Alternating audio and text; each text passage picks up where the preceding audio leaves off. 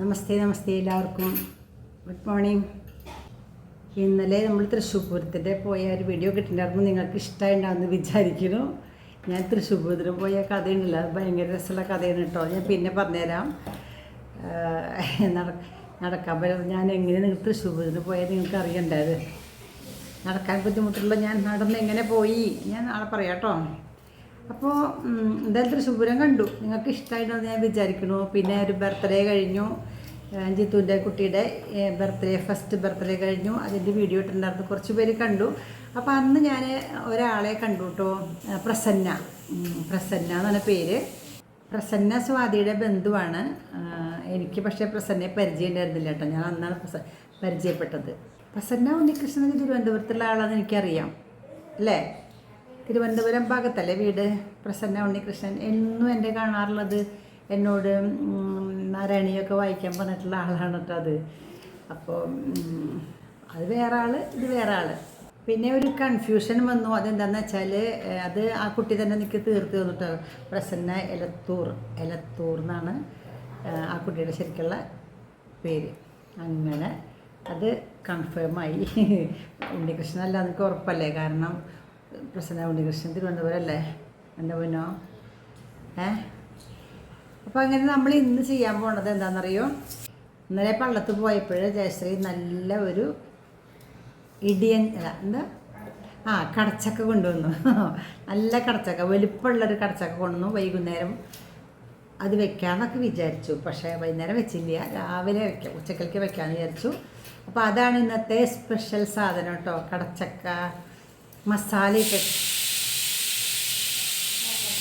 അത് ഓഫായിക്കോളൂ കേട്ടോ. അത് മാമ്പഴം കൂട്ടാനുള്ള മാമ്പഴം അവിടെ റെഡി ആയിക്കൊണ്ടിരിക്കുകയാണ് കേട്ടോ, അതാണ്. അപ്പോൾ മാമ്പഴം കൊണ്ട് ഞാൻ കുറേ ഐറ്റംസ് ഉണ്ടാക്കി കണ്ടില്ലേ. മാമ്പഴം ജ്യൂസ്, മാമ്പഴം പ്രോസസ്സ് ചെയ്തത് അല്ലേ. എന്തായാലും നല്ല സമയം, നല്ല പണിയാട്ടോ ഇപ്പോൾ ഞങ്ങൾക്ക്. ഈ മാമ്പഴത്തിൻ്റെ പണിയൊക്കെ നല്ല പണിയാണ്. എന്തായാലും ഇന്ന് അതാണ് വെക്കുന്നത് കേട്ടോ, കടച്ചക്ക നുറുക്കി കഴിഞ്ഞു. അപ്പോൾ കടച്ചക്ക മുന്നേ കാണിക്കാൻ പറ്റില്ല അല്ലേ, സാരില്ല. കടച്ചക്ക കാണാത്തവരാരും ഉണ്ടാവില്ലല്ലോ. നുറുക്കിയത് കാണിക്കാം, പിന്നെ വെക്കുന്നതും കാണിക്കാം. നല്ല ബെസ്റ്റ് മസാലക്കറി കേട്ടോ, അത് നമുക്ക് ഉണ്ടാക്കാം കേട്ടോ. ഓക്കെ, അതിലേക്ക് വേണ്ട സാധനങ്ങളാണ് കേട്ടോ: ഇഞ്ചി, പച്ചമുളക്, കറിവേപ്പില, നാളികേരക്കൊത്ത്. ഇതെല്ലാതും ഒരു കുക്കറിലാണ് വെളിച്ചെണ്ണ ഒഴിച്ച് അതിൽ നന്നായിട്ട് വഴറ്റുക. ഇതാണ് കേട്ടോ കടച്ചക്ക നുറുക്കി വച്ചിരിക്കണത്. കുറച്ച് സവാള ഇട്ടുണ്ട് അതിൽ. നന്നായിട്ടൊന്ന് ഡ്രൈ ആവണം. നാളികേരക്കൊത്തൊക്കെ ഒന്ന് ഡ്രൈ ആകുമ്പോൾ നല്ല ടേസ്റ്റാണ് കടിക്കാനായിട്ട് കേട്ടോ. പിന്നെ പച്ചമുളകും ഇഞ്ചി ഇതൊക്കെ ഒന്ന് വഴന്ന് കിട്ടണം നന്നായിട്ട്. കുറച്ച് സവാള കൂടി ഇടുകയാണ്, കുറച്ചും കൂടി സവാള നന്നായിട്ട് വേണം, ശരിക്കും 2 എണ്ണമൊക്കെ വേണം. ഇത്തിരി വെളുത്തുള്ളി ഇട്ടു, നന്നായിട്ട് ഇട്ടുണ്ട് കേട്ടോ. 5-10 വെളുത്തുള്ളി ചെറുതാക്കി കഷ്ണങ്ങളാക്കി അതും ഇട്ടു. ഉപ്പിട്ടു, നന്നായിട്ട് ഇളക്കുക. വീണ്ടും നന്നായിട്ടൊന്ന് വഴന്ന് കിട്ടട്ടെ.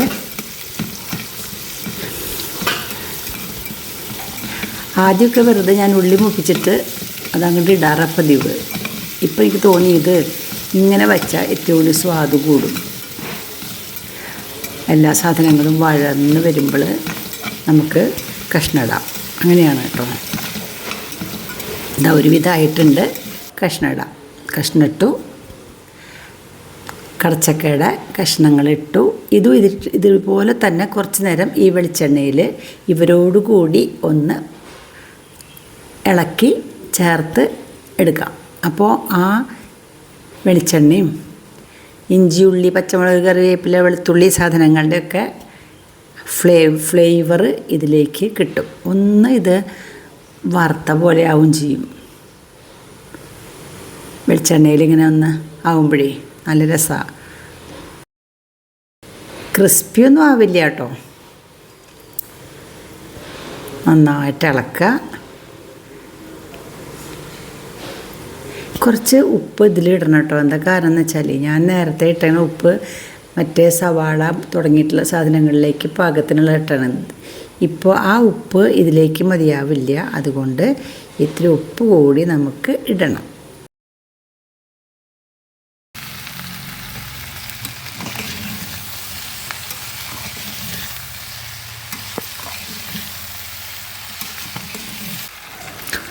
ഉപ്പിട്ടു കേട്ടോ, പൊടി ഉപ്പ്. വീണ്ടും നന്നായിട്ട് ഇളക്കാം. ഈ കഷ്ണത്തിലേക്ക് നന്നായിട്ട് ഉപ്പൊക്കെ പിടിക്കട്ടെ.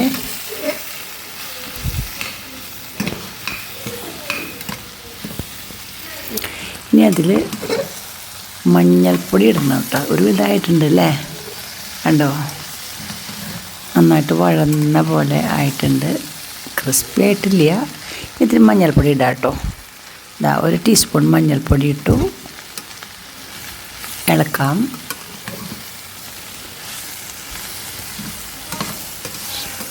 മഞ്ഞൾപ്പൊടി എല്ലാ ഭാഗത്തും ആയി. നമുക്കിടേണ്ടത് എന്താണെന്നറിയാമോ? മല്ലിപ്പൊടി ഇടണം.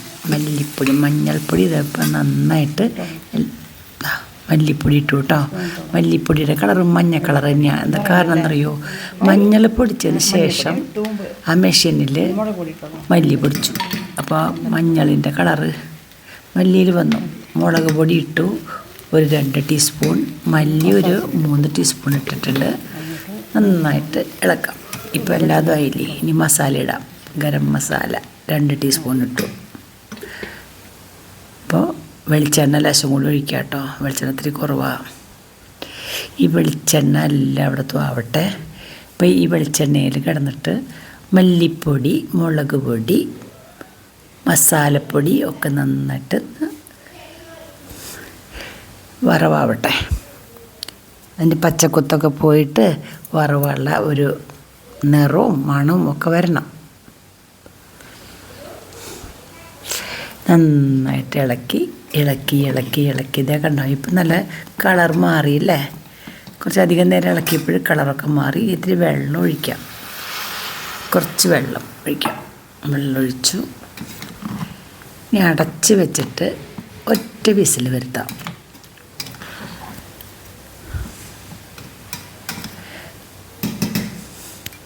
അടച്ചു.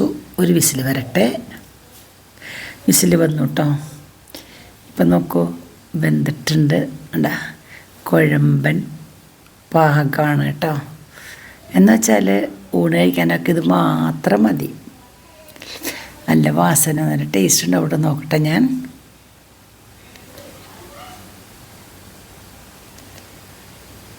ചൂടുണ്ട്.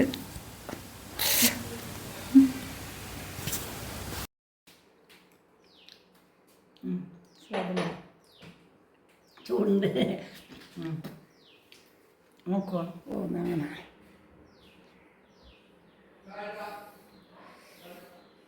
സാധനം പറഞ്ഞു കേട്ടോ. ടെസ്റ്റർ രാമു എന്നാണ് പേരിട്ടത്. രാമു